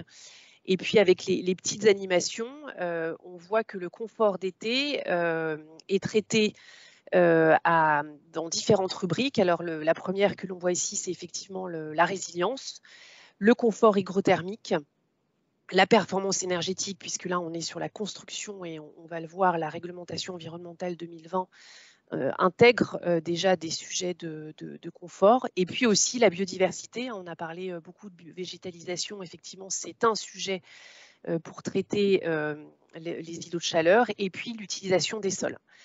Donc voilà, ces 5 rubriques nous permettent de traiter le sujet qui nous préoccupe aujourd'hui.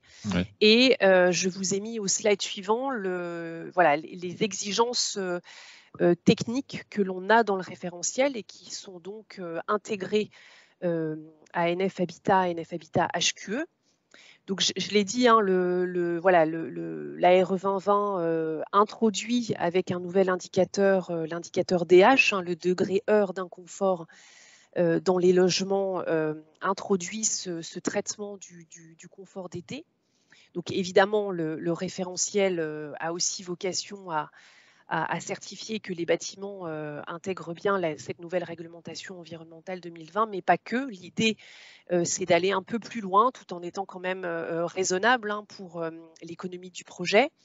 Mais voilà, on va évidemment traiter les facteurs solaires des baies dans la rubrique confort hygrothermique, les occultations extérieures qui sont obligatoires pour les baies verticales. Donc là, on va un peu plus loin que la réglementation RE 2020 sur ce sujet. Ce qu'on a aussi intégré et qui a évidemment son importance, c'est les hauteurs sous plafond. On a un minimum de hauteur sous plafond de 2,50 m dans les logements. Alors je sais qu'un certain nombre de PLU de collectivités vont même plus loin. Ce que l'on propose dans des niveaux supérieurs avec des 2,75 m d'hauteur sous plafond. Et bien sûr, derrière cette idée d'hauteur sous plafond, alors au-delà du confort pour les occupants, c'est évidemment à terme de pouvoir éviter l'utilisation notamment de climatisation et d'intégrer des brasseurs d'air. Donc voilà, l'installation de ventilation passive est un élément aussi essentiel pour le confort d'été. Je ne vais pas rentrer dans tout le détail, mais il y a évidemment des sujets de loggia, terrasse, de logements traversants, bio-orientés, d'études aéroliques pour calculer la circulation des flux d'air. On a, et ça c'est quand même un sujet aussi important, la résilience des bâtiments qui est une rubrique de notre référentiel et qui va demander aux maîtres d'ouvrage de traiter les aléas climatiques. Évidemment, la sécheresse fait partie de ces aléas climatiques et donc de pouvoir, en cas de sécheresse, prendre en compte cet aléa et adapter les modes constructifs dans le bâtiment. Bien sûr, la biodiversité, avec les végétalisations du bâtiment, aux abords du bâtiment, le diagnostic végétal, l'utilisation de palettes végétales. Voilà, sont tous ces sujets, donc encore une fois, qui sont intégrés dans le référentiel comme socle minimal du confort d'été, de la résilience et de la biodiversité dans les bâtiments de logement. Donc là, on est vraiment dans le cadre de la construction, Lisa, c'est-à-dire que là, on reprend en fait le référentiel de l'État qui est applicable depuis le début de l'année 2022 et on va un peu plus loin, effectivement, par rapport à cette norme. Il y a le cas de la rénovation où on n'a pas de norme, en fait, quasiment pas de norme. Alors, la rénovation, effectivement, on traite quand même ce sujet et c'est l'objet de ce slide. Mais effectivement, en rénovation, on n'a pas de réglementation environnementale de 2020 puisque celle-ci, elle s'applique et donc ce nouvel indicateur DH est uniquement pour la construction. Pour autant, en tout cas chez Sercal, l'idée c'est aussi d'avoir ces sujets de confort d'été, de résilience qui soient traités en rénovation. Donc vous avez ici exactement le même slide, peut-être les quelques animations. On peut passer au slide suivant, ouais. Voilà.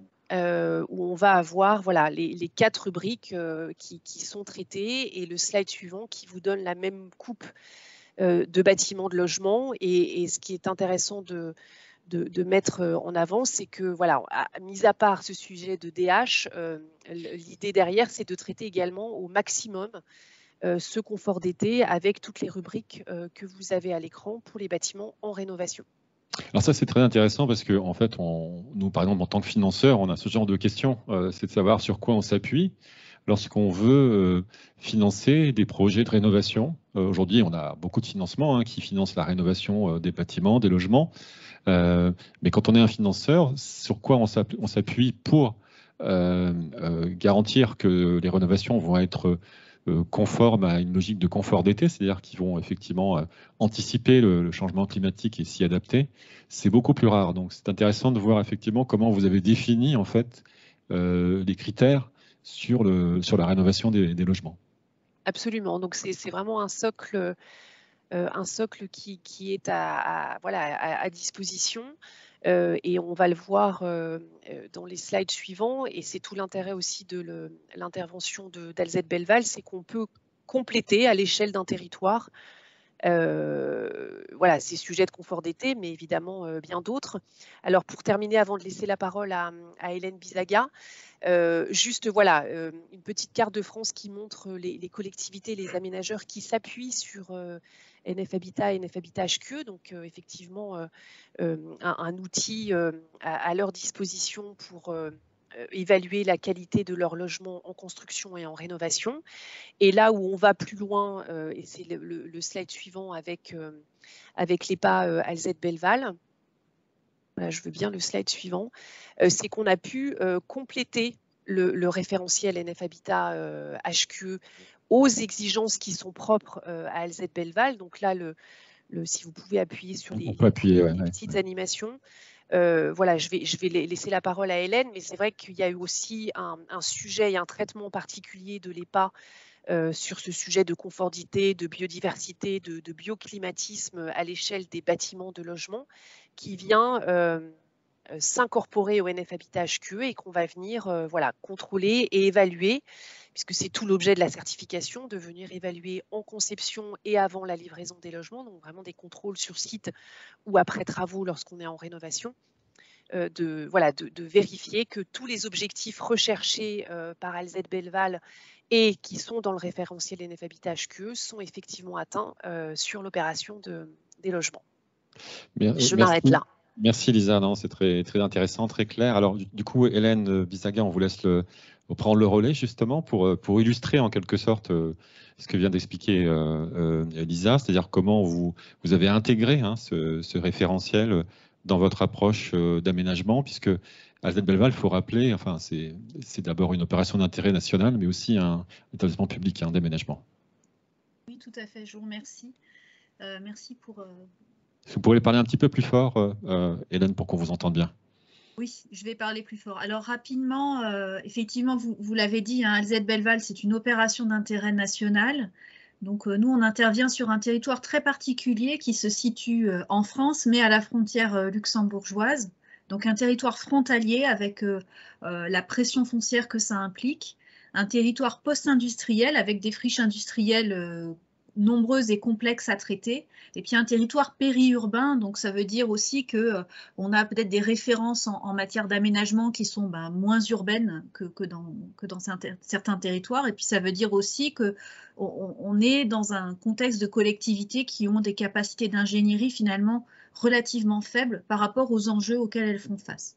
Donc c'est pour ça qu'il y a un établissement public d'aménagement qui a été créé pour gérer une opération d'intérêt national sur ce territoire. Je ne développe pas plus parce que... Non, c'est pas le sujet, mais c'est intéressant de savoir où ça se passe et pourquoi. Voilà. La diapo suivante, s'il vous plaît. Voilà. Donc ça se traduit par un document qui est lisible sur notre site internet, qui est notre stratégie finalement, le PSO.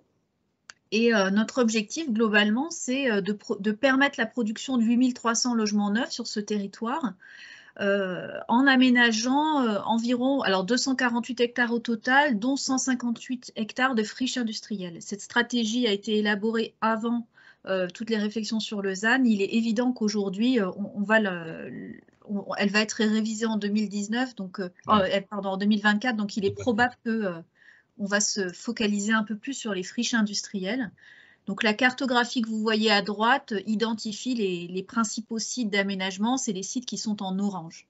Je vous laisse aller plus loin. Oui. Voilà, alors c'est là qu'on commence à faire le lien avec ce que Lisa vient de vous expliquer. On a 27 zones d'aménagement sur l'OIN et on a vraiment des ambitions en matière de développement durable, d'adaptation au changement climatique qui sont élevées. Et ça s'est traduit pour nous par la mise en place d'une stratégie qui concerne à la fois nos opérations d'aménagement et puis également la construction. L'enjeu pour nous, c'était de nous dire, on souhaite mettre en œuvre le référentiel écoquartier sur l'ensemble de nos opérations d'aménagement, mais comment est-ce qu'on va le décliner? C'est pas forcément pareil sur une ancienne friche industrielle ou sur un ancien crassier, dans un village ou dans une ville déjà un peu plus constituée. Enfin donc, définissons un cadre d'analyse de chaque opération. Et deuxièmement, comment on s'assure que finalement la tenue des objectifs est respectée à la fois du niveau de l'aménagement jusqu'au niveau de la construction. Donc vraiment le chaînage complet allant de la conception du quartier à la construction et à l'habitation des logements. Donc ça se traduit par deux documents de base. Donc un référentiel écoquartier qui est en fait la traduction du référentiel écoquartier que tout le monde connaît mais dans nos opérations. et puis un socle de qualité environnementale qui, lui, concerne le bâtiment. Et si vous regardez les cadres et les flèches là en bas à droite, vous voyez que le référentiel qualité de l'aménagement durable nous permet, est traduit dans les profils écoquartiers, qui ensuite est traduit dans les plans guides, les cahiers de prescription architecturale des urbanistes et les fiches de l'eau. Donc là, on est vraiment dans notre métier d'aménageur. Et dans le même temps, on a un outil de communication très intéressant avec les promoteurs, qui est un socle de qualité environnementale et architecturale, qui aborde de manière très synthétique nos exigences de qualité en matière, donc comme c'est indiqué sur la slide, de biodiversité de paysage, de qualité architecturale, pérennité du bâti, valeur d'usage et confort, et bâtiments bioclimatiques, performance environnementale et sociale. Et c'est là qu'on va trouver... Voilà. C'est là que vous avez accueilli en fait le référentiel, c'est ça, en l'adaptant à vos propres exigences. Exactement. Pardon, je reviens sur la slide précédente, je n'ai pas tout à fait fini. C'est là qu'on va trouver effectivement ces indicateurs qui sont traduits dans le référentiel territorialisé. Donc en gros, soit nos attentes, elles étaient déjà dans le référentiel et ça nous a permis de dire, bah tiens, sur tel et tel item, on veut 2-3 étoiles chez NFHQE. Soit ils n'y étaient pas et on était en capacité avec CERCAL de définir un protocole pour vérifier que l'exigence était respectée. Et ça a été intégré dans le profil territorialisé. Et effectivement, comme ça a été évoqué par d'autres intervenants juste avant, on va aborder des choses très variées comme effectivement l'albédo, comme la végétalisation, le nombre d'arbres par place de parking, ce genre de choses, mais également la biorientation des logements, le fait qu'il y a systématiquement des protections solaires, enfin voilà, ça c'est des choses qui sont aussi accessibles sur notre site internet, donc je ne vais pas plus loin. D'accord. Si j'ai encore un instant, je peux l'illustrer sur... Oui, il vous reste 2 minutes, on va dire. Voilà. Ça, c'est suffisant. Donc, passez à la slide suivante, s'il vous plaît. Donc, voilà, cette slide, elle vous illustre un peu l'opération emblématique de l'opération d'intérêt national. C'est le site de Micheville. Donc, on est sur un site industriel, comme vous pouvez le constater en regardant les différentes images. Et nous, sur ce site-là, on a une démarche, en fait, on est un peu contraint à innover parce que si vous ne le voyez peut-être pas, mais en fait, il y a 18 mètres de remblai. Quand on est sur le site de Micheville, on est sur 18 mètres de remblai sidérurgique. Donc, travailler sur la lutte contre les îlots de chaleur, définir notamment un écosystème urbain très vert, enfin, c'est quand même pas aussi facile que si on avait de la terre, quoi. Donc, à l'échelle de l'aménagement, on a déjà dans un premier temps donc, conçu un projet qui fait la part belle à la végétalisation.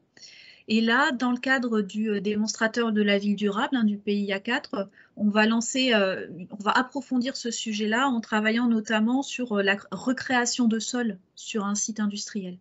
Parce qu'on ne peut pas se satisfaire aujourd'hui en disant bah, c'est pas grave, on va venir importer de la terre végétale qu'on va prélever sur d'autres sites.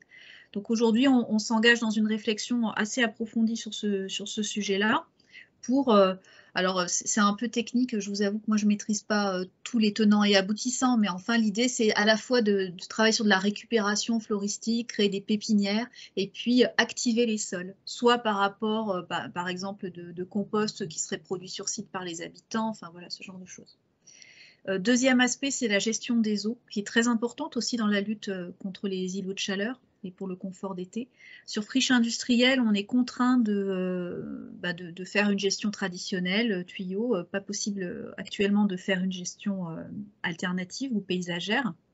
On a mis en place un démonstrateur de gestion alternative des eaux pluviales sur friche industrielle. L'enjeu pour nous, c'est de mesurer concrètement par le biais de capteurs, de mesurer concrètement l'effet de lixiviation qu'il peut y avoir sur le site. Et on espère que via ce démonstrateur, on pourra faire évoluer les pratiques et sur d'autres sites industriels, travailler sur une gestion paysagère des eaux pluviales. Voilà, j'en ai terminé, mais je voulais évoquer ces sujets-là. Merci beaucoup Hélène, c'était très intéressant. Effectivement, on voit que vous aviez une démarche très très globale en travaillant à la fois sur l'aménagement et la construction ou la rénovation. Et c'est quelque chose qui effectivement est très important puisque, comme je le disais en introduction, on a quand même 2 volets quand on veut traiter la chaleur en ville, le bâtiment et l'aménagement. Alors, est-ce qu'il nous reste encore 2-3 minutes ou quelques minutes pour des questions? Je me tourne vers la régie, 2 minutes. Alors, Victor. Alors, il n'y a aucune nouvelle question concernant cette intervention. Les dernières questions remontent à l'intervention des GIS. On peut les reprendre, il n'y a pas de sujet. D'accord. Alors, la première question est de Simon Martinez concernant le paramétrage de la modélisation iSchool. Quels sont les phénomènes non pris en compte par iStool? Pluie, échange de chaleur variable avec le vent, etc. Alors, pour le détail, tout est indiqué sur les sites web. Globalement, pour faire simple, ça ne prend pas les échanges aéroliques. Ça ne donne pas la température ressentie, mais la température des sols. Et pour l'instant, ça ne prend pas en compte l'impact de la façade, d'une façade. Pour faire simple, ça prend en compte tous les matériaux de sol. Ça prend en compte évidemment les températures d'air, qui vont influer les températures de sol, et ça prend en compte les ombrages, et on l'a vu aussi dans les solutions. Une fois qu'on traite l'ombrage, on traite une grande partie du problème, et en tout cas on voit bien les zones de forte chaleur. Donc ça prend les paramètres les plus importants, les plus simples à prendre en compte, et on est en train de le faire évoluer en ce moment. D'accord. Une autre question concernant la prise en main du modèle. Quels sont les moyens techniques et humains nécessaires pour utiliser cet iStool et cartographier? Alors nous, on a l'habitude, on peut faire une petite cartographie d'un petit quartier, ça nous prend, allez, on va dire une journée, si on veut un peu rentrer dans le détail. En réalité, quelqu'un qui maîtrise bien les SIG, tout est intégré dans un outil open source d'SIG qui s'appelle QGIS. Donc quelqu'un qui maîtrise QGIS ou des SIG, c'est assez facile. Il faut comprendre un peu la thermique, ou comprendre les phénomènes pour éviter de modéliser différemment, mais je sais pas, peut-être en une journée de quelqu'un qui s'auto-forme ou qui se forme en une journée pour apprendre les phénomènes thermiques et qui connaît les SIG, c'est quasiment c'est très facile. Après, c'est sûr que là où les solutions, il faut de l'expertise derrière, mais ça permet de donner des choses, d'avancer, etc. Mais globalement, assez rapidement, ça peut être pris en main. Nous, il y a des ingénieurs. Alors, c'est des ingénieurs chez Aegis. On leur a donné l'outil, on leur a donné quelques bases, comment modéliser. Ils ont fait des choses qu'on a corrigées au fur et à mesure, mais ça prend assez vite. Peut-être une dernière question, s'il y en a une encore. Alors, les dernières questions concernent la Samoa. D'accord. Est-ce que Sophie est encore là? Oui, tout à fait. Bon. Alors, une question de Florence Mensa. Est-ce que vous avez étudié l'impact des différents enrobés des voiries? Alors ça a été pris en compte effectivement dans la qualification des matériaux pour le quartier existant et également pour le quartier en devenir sur ce qui est projeté à aujourd'hui comme matériaux potentiels. Et je pense qu'on a plutôt fait varier l'albédo dont il était question tout à l'heure, et donc on a plutôt regardé vraiment les matériaux sur les immeubles pour voir l'impact en termes de réflexion, notamment solaire, que ça pouvait avoir. Je ne pense pas qu'on ait fait d'essais sur des matériaux de revêtement différents. Par contre, on a mis des zones désimperméabilisées et des zones perméables, mais on n'a pas dû tester différents matériaux, je ne pense pas. Ok. Merci beaucoup, Sophie. Donc, je pense qu'on a atteint leur limite. Je me tourne vers la régie. Donc, voilà. Donc, on a tenu le créneau horaire. Je veux d'abord remercier tous les participants qui ont tous apporté une lecture très intéressante et des prestations de qualité. Donc, merci beaucoup à vous tous, en présentiel ou à distance. Merci. Petite conclusion rapide. Donc, pour dire, vous avez compris que ces webinaires ont pour vocation d'apporter des témoignages, d'abord avant toute chose, et des retours d'expérience pour permettre à tout à chacun de pouvoir progresser dans ses propres projets. L'idée, c'est aussi de pouvoir vous donner une vision un peu consolidée des offres et des connaissances qu'on peut avoir sur le sujet à date, en ayant bien conscience qu'on n'a pas été exhaustif et que le but, c'est vraiment de pouvoir enrichir au fur et à mesure ces connaissances. Je rappelle que la Banque des Territoires a aussi une vocation de financeur. Donc, évidemment, nous réfléchissons de notre côté sur toute l'évolution de notre offre en matière d'adaptation au changement climatique, que ce soit sur l'ingénierie ou nos financements en prêt, voire en fonds propres. Donc ça, c'est des choses qui sont encore à l'étude, mais tout ça nous enrichit, en fait, tout ce que nous faisons dans ce cycle nous enrichit aussi sur nos propres réflexions. Et puis, dernière chose que je voulais dire, mais peut-être c'est toi à qui je vais laisser la parole, Cécile, c'est que voilà, on est sur une première étape thématique aujourd'hui avec la chaleur en ville, mais que ce n'est pas la dernière, qu'on en a d'autres à venir. Tout à fait. Donc le jeudi 7 juillet, dans le même format, 1h30 en début de journée, nous allons aborder le sujet du littoral face au risque d'érosion et de submersion, avec des sujets comme le trait de côte.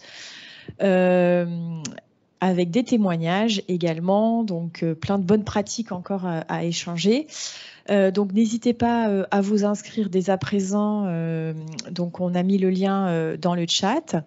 Et si vous avez des expériences à nous proposer, n'hésitez pas. N'hésitez pas à vous manifester également dans le chat ou sur l'adresse hubdesterritoires@caisse-des-dépôts.fr. On aura également un rendez-vous au mois d'octobre et un rendez-vous au mois de décembre sur d'autres sujets complémentaires. On va continuer ces focus thématiques sur l'adaptation au changement climatique. Vous pouvez aussi vous inscrire à notre newsletter pour recevoir seulement une fois par mois, je vous rassure, on ne va pas vous inonder, notre agenda du mois suivant et puis les replays intéressants qui ont pu avoir lieu, d'événements qui ont pu avoir lieu. Et donc, je tenais également donc déjà à te remercier Gilles, à remercier également tous nos autres collègues qui nous ont aidés à préparer cet événement, à la direction du réseau, dans l'équipe Smart City, et puis évidemment à la direction des prêts, Gilles, et également tes collègues à la direction des prêts, également à l'équipe du Hub des Territoires pour tout le suivi de cet événement, et nos témoins, collectivités, experts. Merci d'avoir pris le temps de partager très concrètement ces exemples. C'était pas évident de trouver des cas qui ont déjà des résultats, parce que c'est encore un sujet d'expérimentation, et je crois que ça fait du bien de voir que ces investissements vraiment portent leurs fruits et sont nécessaires. C'est pas évident de sauter le pas, mais on espère vous en avoir donné envie. Voilà, et je pense que c'est un sujet qui va devenir majeur dans les années à venir. Merci beaucoup. Merci à tous, et puis bon, rendez-vous donc le 7 juillet. Le 7 juillet. À bientôt. Au revoir. Merci, au revoir.